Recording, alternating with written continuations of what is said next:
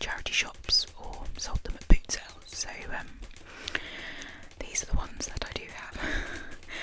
I have read some of them. So I've read 1, 2, 3, 4, 5, and I'm in the middle of this one, the Sports Gene. I haven't read 1, 2, 3, 4, these latest ones. So what I'm going to do is I will talk through the ones that I have read and give my opinion on them. We'll do a bit of tapping and a bit of page turning, and then the ones at the end, I'll give kind of a brief discussion about what I think they might be like, looking at the synopsis and the book cover. Although we are told not to judge a book by its cover, I do like some of the covers that we've got here today. Hopefully you find this enjoyable or relaxing. I do love the sound of tapping on books, so that's part of the reason I want to do this one today. I haven't uploaded a video for a while because I have been on holiday, but now I'm back. I'm excited to do this one, and I really hope you enjoy it. Again, I always say this in my introduction, just because I want everyone to know that I continually appreciate all the support I'm getting. So a big thank you to any new subscribers, and to those who have always subscribed from the start. Thank you, and anyone who's put some lovely comments or liked my videos, again, it's so appreciated. So if you do like this one, please do subscribe and pop a like. Thank you, everyone. Okay, so to begin, just pop these ones to the side so we can go through each one separately. Okay, so this is the first one I will talk about. I am slightly embarrassed at how badly the front cover is looking. I think because I kept putting it in my rucksack with all my work stuff. I think that's why it's got a little bit bent. So this is slightly different to the other books because this one is a non-fiction book. So actually we've got one other non-fiction book in the pile, but this one is a book that's within kind of the diet industry category. I am a massive fan of the author Ben Carpenter, who is quite successful on social media, has a massive following. The reason I read this book, I read a lot of books within the diet industry and the nutrition world because I think I mentioned on other videos that I studied for one of my degrees nutrition, and I'm a big lover of the gym, so I just find this whole topic really fascinating.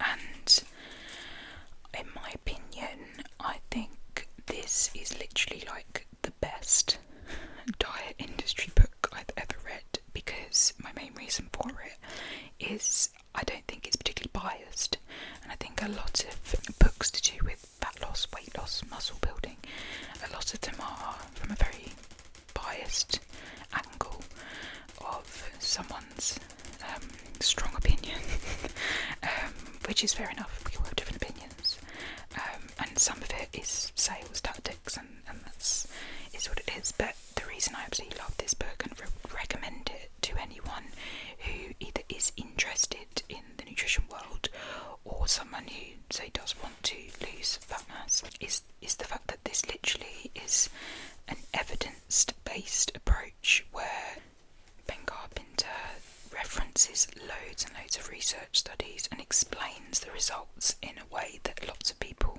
would understand it. I don't feel like he cherry picks, evidence that fits his narrative. I would say he looks from both sides, or all the multiple different angles, and that's part of the reason I love it. I just think it's a non-biased approach, looking at the nutrition world through multiple angles and views. He goes through all the different types of approaches that one could use for fat loss, and I just think it's very well written. It's witty, a little bit of humour to it. It's interesting. I don't think it's too dry, considering the amount of scientific research that is referenced. However, the only things I will say, and I have looked at reviews of this book, some people aren't a fan of this approach and would prefer someone just to tell them what they should do, whereas this book is more like him gathering all the wants and allowing the reader to decide what they want to do in terms of fat loss or muscle gain or maintenance or whatever their ambition is. But yeah, really big fan of this book. Okay, so I will leave this one now and just do a few taps.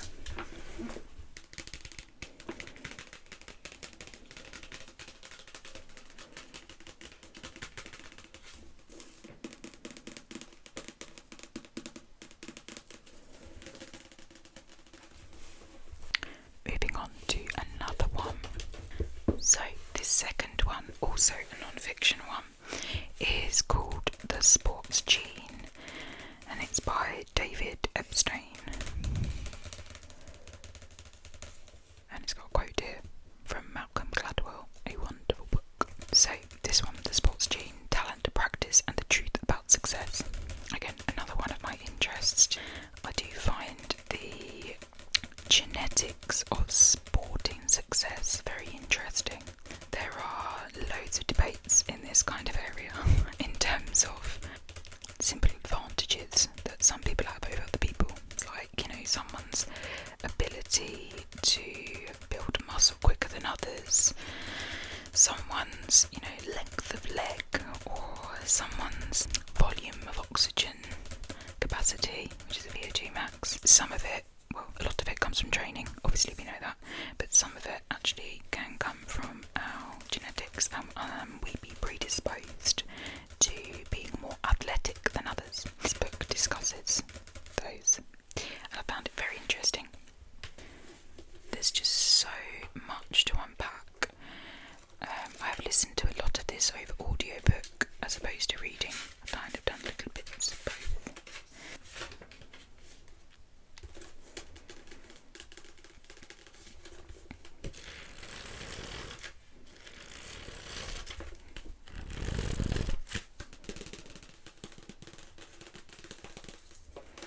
So we'll read a bit of the back. So this was shortlisted for William Hill Sports Book of the Year. The Guardian says it's dazzling and illuminating. The Times say powerful and convincing. So in this groundbreaking and entertaining exploration of sporting success, award-winning writer David Epstein gets to the heart of the great nature versus nurture debate and explodes myths and how and why humans excel. Along the way, Epstein exposes the flaws in the so-called 10,000-hour rule that states that rigorous practice from a young age is the only route to achievement. He shows why some skills that we imagine are innate are not, like the bullet-fast reactions of a baseball player, and why other characteristics that we assume are entirely voluntary, like the motivation to practice, might in fact have important genetic components. Throughout, the sports gene forces us to rethink the very nature of success. It's that nature versus nurture debate, which I love. I really enjoyed learning all about genetics and epigenetics and predisposition and all these types of things. So it's the type of book that I really like because it intertwines genetics with exercise physiology. Okay, I'll pop this one to the side. Again, this one's not looking its best either. I do apologise. I need to maybe do better in future of keeping my books looking nice. Like I say, I think it's because I just popped them in my rucksack with lots of other things in there, so they don't stay completely neat.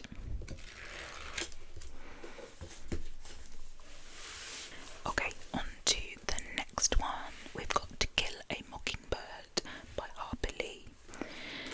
Now, this is a very famous book. I think most people have heard of this one. I studied this one quite in depth when I was doing my English literature GCSE and then my English literature A-level or AS level. So I have spent so much time analysing this book. I have also seen the stage play of this book in, I think it was the Barbican in London, but I mean that was again many years ago, over a decade ago. So yeah, I feel like I've got a good understanding. It's set in discusses like really important topics in terms of discrimination, race, violence towards women, and can be used as kind of like a representation of the larger issues in the world. I don't want to get too political. It's an ASMR video. But yeah, I read just this section. I won't read the first paragraph. So, through the young eyes of Scout and Jem Finch, Harperley explores with exuberant humour the irrationality of adult attitudes to race and class in the deep south of the 30s. So, the conscience of a town steeped in prejudice, violence and hypocrisy is pricked by the stamina of one man's struggle for justice. But the weight of history will only tolerate so much. Yeah, it's all about like prejudices, injustices. It's a deep book. I mean, you can see, there's lots of annotations in the book. There's a lot to unpack, and I think it's one of those books that like is a good thing that we have studied. It's a reminder of what happened in terms of prejudices towards people. So, this is a little quote. Someone rare has written this very fine novel, a writer with the liveliest sense of life and the warmest, most authentic humour, a touching book, and so funny, so likeable.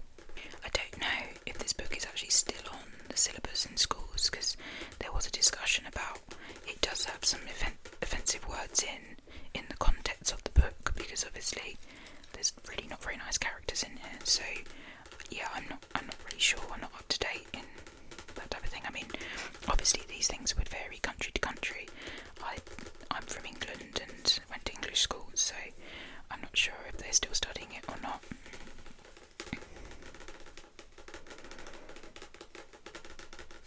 Also, I think there's probably newer updated copies by now. But I like the simplicity of this. Okay. Let's move on to the next one. To do a few page turners.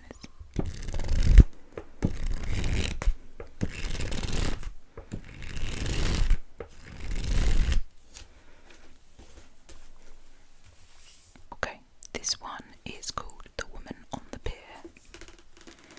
Two strangers meet on the pier, only one walks away. B.B. Water, Sunday Times bestseller. Same author of The Dinner Guest. Actually, I've got another book here by the same author. Now, I've read a lot of the books by B.B. Walter. I'm a big fan of his writing style. I did really enjoy this book. I thought it was brilliant. The reason this is actually looking in such fantastic condition is because I mainly listened to the audiobook of this one as opposed to reading the actual book. Maybe for the sake of keeping books in nice conditions, I should always do this. But yeah, that's why this one actually looks really lovely and pristine compared to some of the others. But yeah, I really enjoyed this. Although I think out of all the books I've read of this author, I might have preferred some others. I think one of my favourites was this other one, which I'll talk about.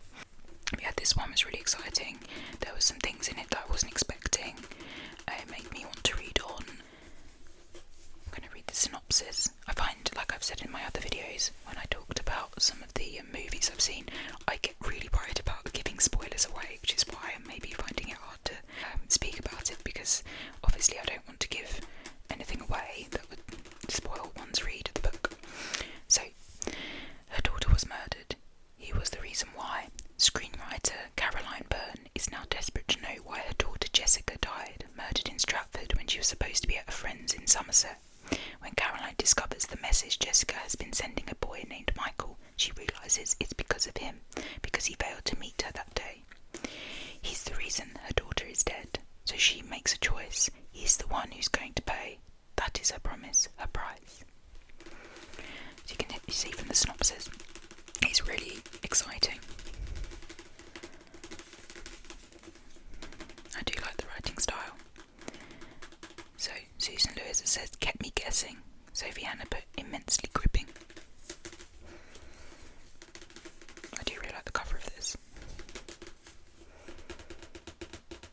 But yeah, as I was saying, I think there's other books that this author has written that I prefer, but I still did enjoy this one. I think it is worth a read. Particularly, I don't want to give anything away, but I liked the ending.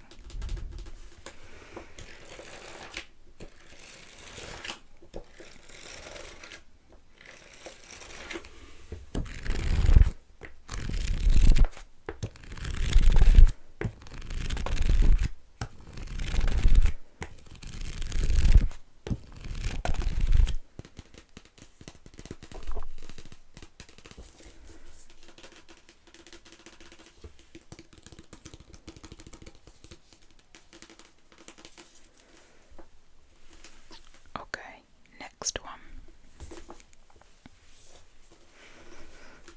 So as I said, it's by the same author, and as you can tell, I definitely have been reading this one instead of using the audiobook. So I preferred this one.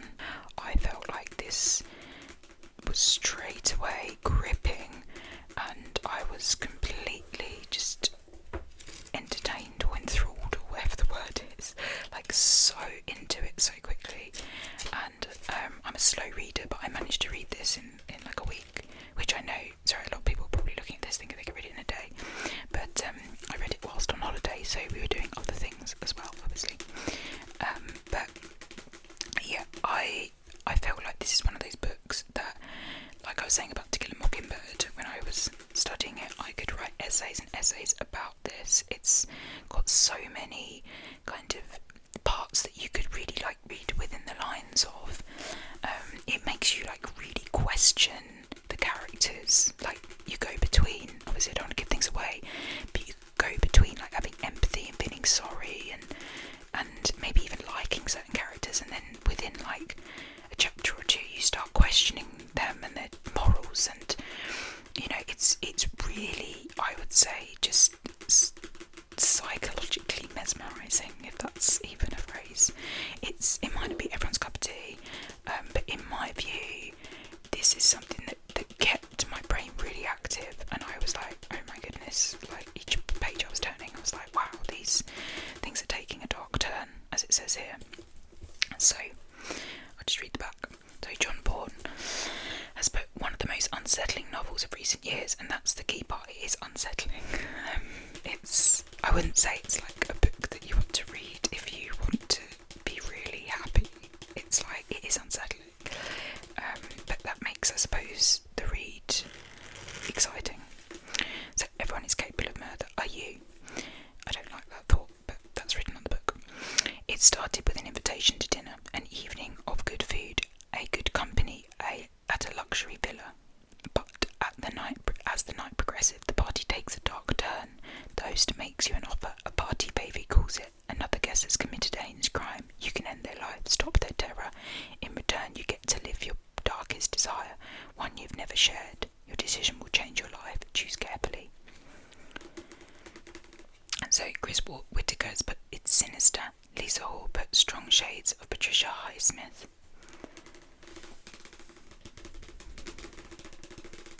So yeah, I did find this book a little bit on the scary side, I'm going to be honest.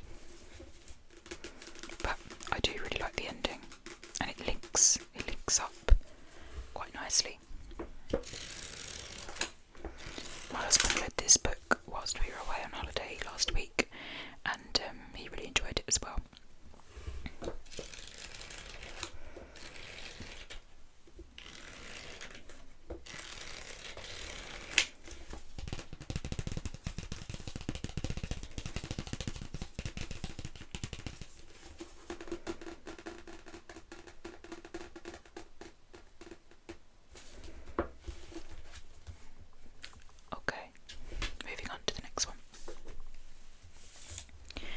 So, this book, I would say, is probably up there with my top favourite books. I don't know how many I was going to give. I could say top 5 favourite books, maybe. I don't know if it's my favourite book of all time, because I might have to leave that for the 4th Harry Potter book, if I'm being honest, which I don't seem to have on my shelf, which is quite funny. But I would say this is up there within my top 5 favourite reads, mainly because it kept me transfixed. I cannot believe how addicted I was within this novel. I couldn't down. I was on holiday at the time, and it was one of those holidays where, I'm going to be honest, you don't really do much. You just lie on the beach, drinking cocktails and waiting for, I don't know, lunch, which I do really enjoy. I'm not putting down those holidays, but me and my husband are quite usually active on a lot of holidays, so when we tried out one of those kind of just relaxing by the beach ones, it was a chance for me to read, and I just couldn't put this down. As it says here from the Daily Express, haunting and heart-stoppingly creepy. It was like really creepy, and actually like there's a part of it that like made me a bit worried.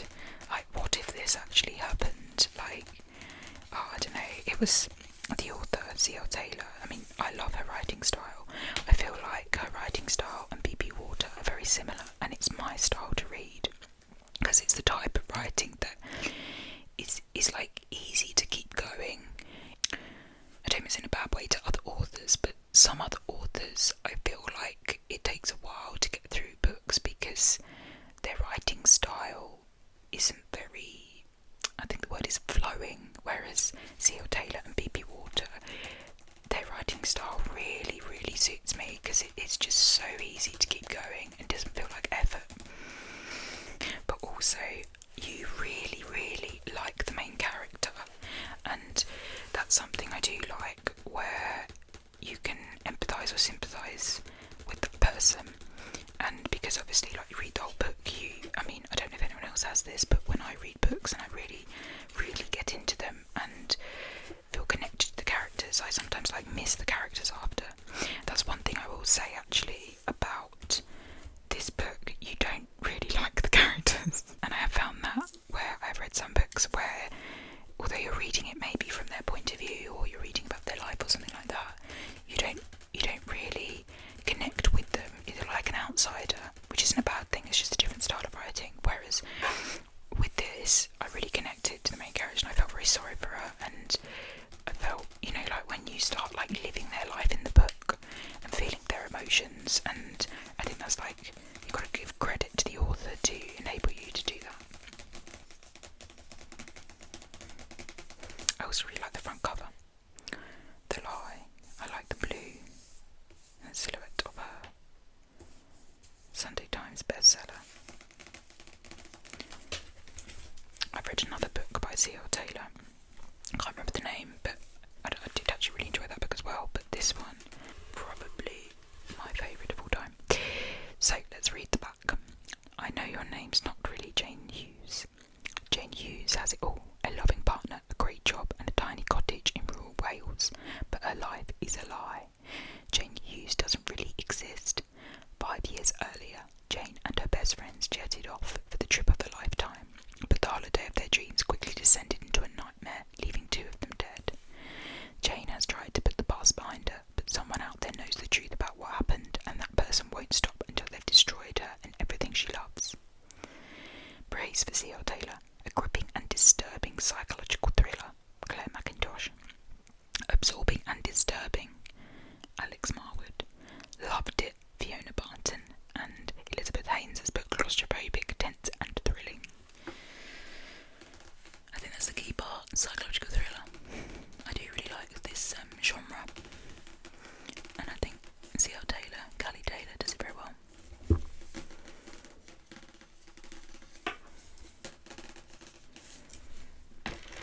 Just some page turning sounds.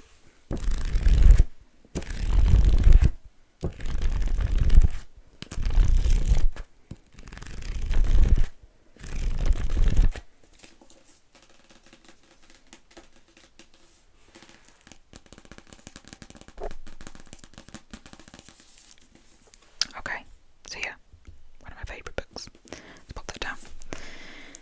So the next books we have are the ones that I've not read yet, so I'll just do some sounds with them, maybe read the synopsis, and yeah, just talk about maybe why I picked them.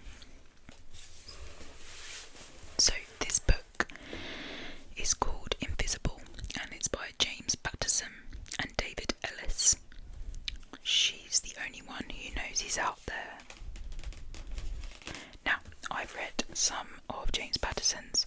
My favourite, which I wish I had, but I just can't find. I might have donated it somewhere, but is a book called Toys, and that one's by James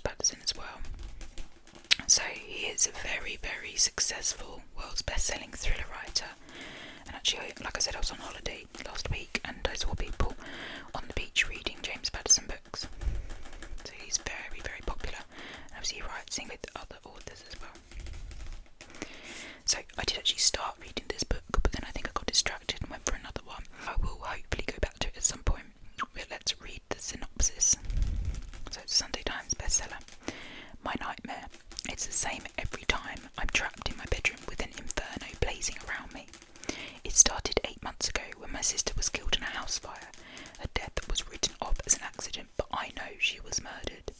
There have been dozens of accidental fires across the US over the past year that are all too similar to be coincidental. One of the worst serial killers of all time is being ignored, and it's up to me to stop him. So it sounds very dark and exciting. Again, I don't know why, but I mean, I find these types of things really scary to read, yet I seem to keep picking, like, psychological thrillers. But I suppose, I mean, I've read some, like, romance novels in the past, and I've liked them, but I suppose you get, like, maybe the darker topics keep you reading, I'm not sure, but I end up getting a bit scared.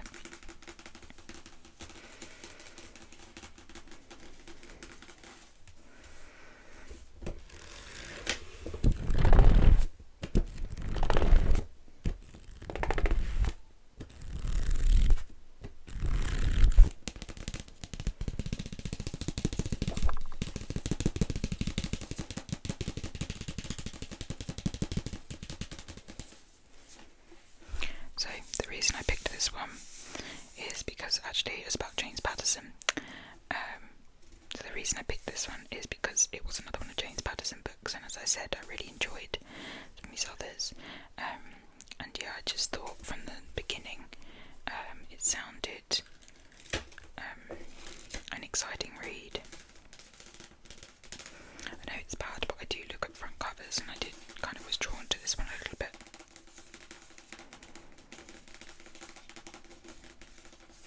Okay.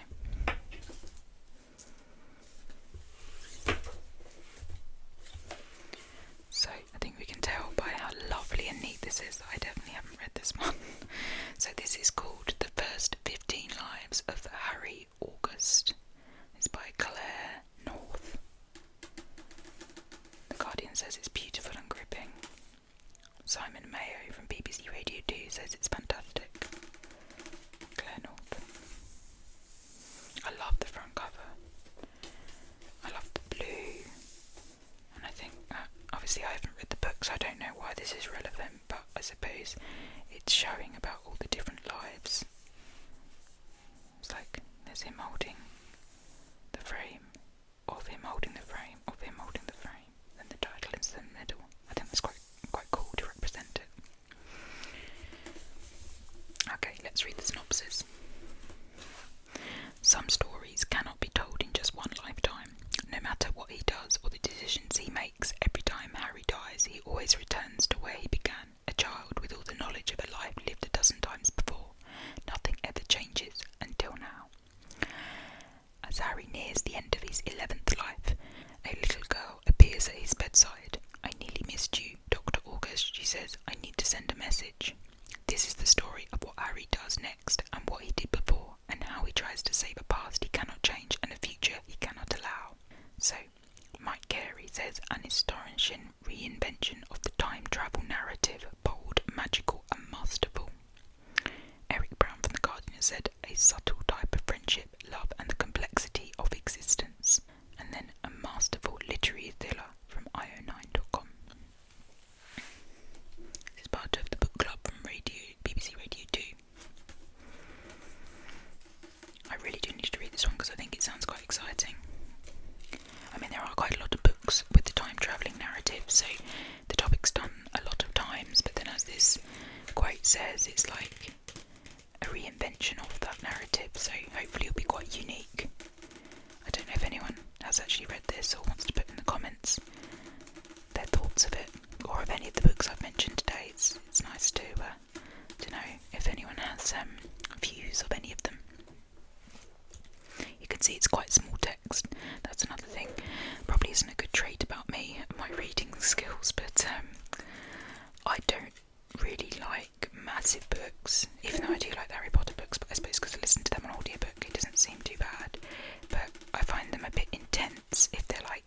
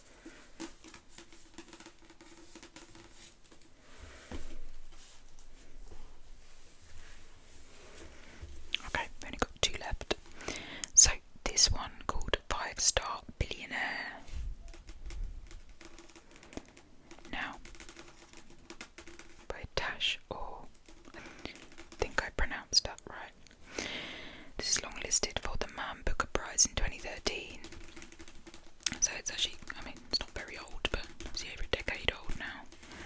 The reason I picked this, and I'm going to be really honest, and no, we shouldn't really judge books by their covers, but I just loved the cover. I thought it just looked really cool, mesmerising, and it kind of drew me in.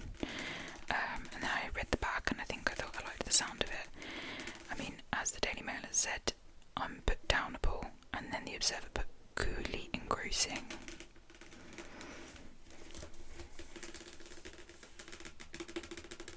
So, we'll read the back.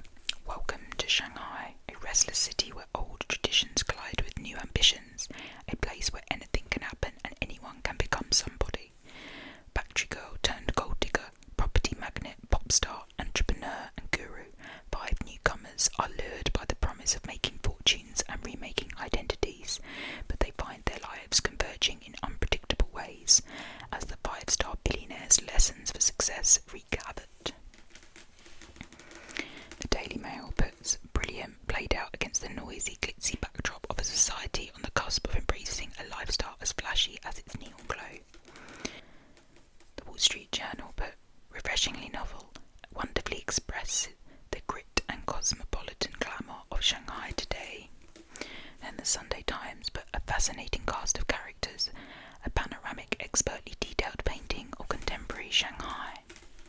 I do like reading books that are set in other places around the world, so I went through a bit of a phase of liking to read books set in other countries, so that could be why I picked it. I mean, I bought it years ago, but I've still not read it, but a lot of it was based on the front cover, I'm going to be honest. Okay, so yeah, hopefully one day I'll read that, and if I do, and I'm still doing this channel, I will give my opinion on it.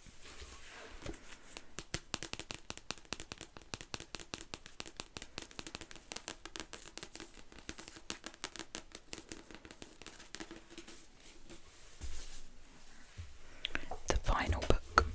So it's another one of Callie Taylor's, C.L. Taylor.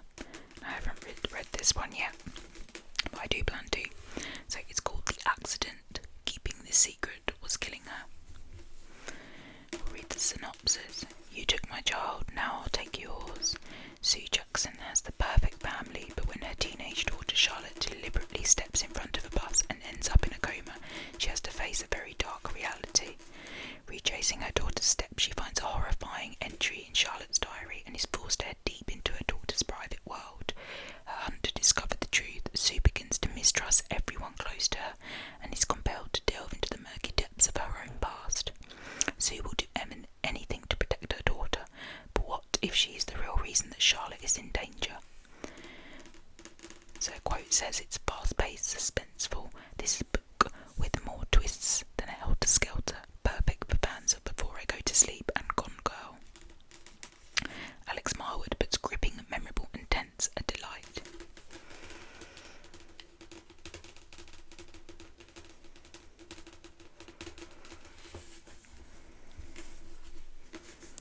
The Accident.